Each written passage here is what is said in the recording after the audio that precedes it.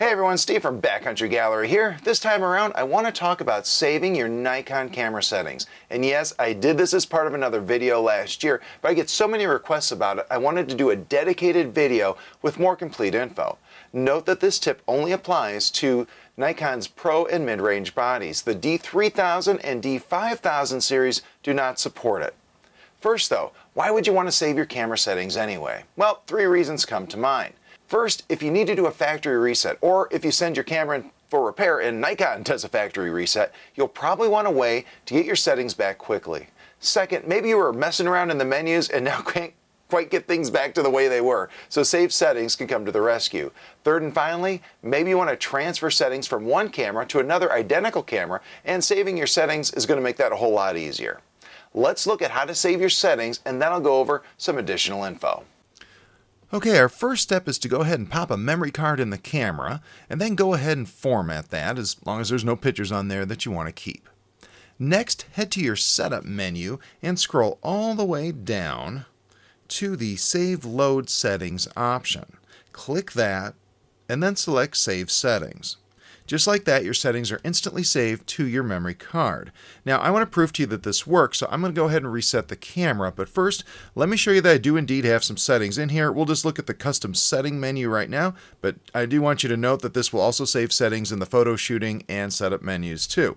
But for right now, anything that you see with an asterisk here is a setting that I've adjusted that's not the default setting anymore. And you can see I have quite a few of them in here that I've made a little bit of modifications to. So there are settings in this menu that have been adjusted. So let's go ahead and reset the camera. I could do that through my Setup menu and Reset All Settings. I'm going to go ahead and click that, hit Reset, and when I hit Yes, this is going to go ahead and completely reset my camera. Okay, the camera has been reset, and just to prove that to you, I'm going to go back to the custom setting menu here, and we'll go under autofocus, and you can see A7 we had stuff set there, the asterisk is gone, everything is back to default.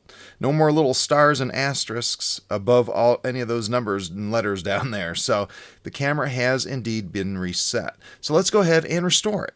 We're going to go back to the Setup menu, scroll all the way down to our Save Load Settings option, and this time, since the memory card is in the camera and it does have that file on it, the saved settings file, I can just go ahead and click Load Settings. 1 second there, it's all set. Let me prove it to you. Back to the custom setting menu here, and let's click autofocus, and you can see A7 now has a little asterisk next to it, as does A8 and A9. All of my settings have been restored to the custom setting menu, as well as most of the settings in the setup menu and the photo shooting menu. So very handy. As a side note, this doesn't save every setting, and what it does save can vary by body, especially things like AF fine-tuning values, AF modes, metering modes, exposure modes, that sort of thing. It does save the important stuff though, and it can save you a lot of time if you ever need to reset up your camera. This can also be useful if you have two of the same body, like a pair of D850s for instance. You can set up one camera and save the settings to the other one. Note, however, this doesn't work between different bodies, like say a D500 and a D7500 for instance. Also, I have had people ask if formatting the card loses the saved backup settings file, and of course, yes, it does.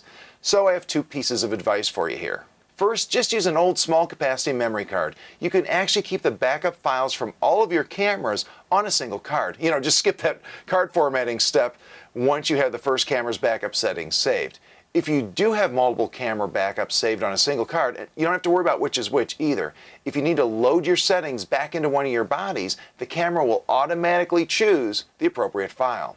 You can also save the backup file on your computer too if you like. Just pop your card into the card reader and copy the file from the memory card.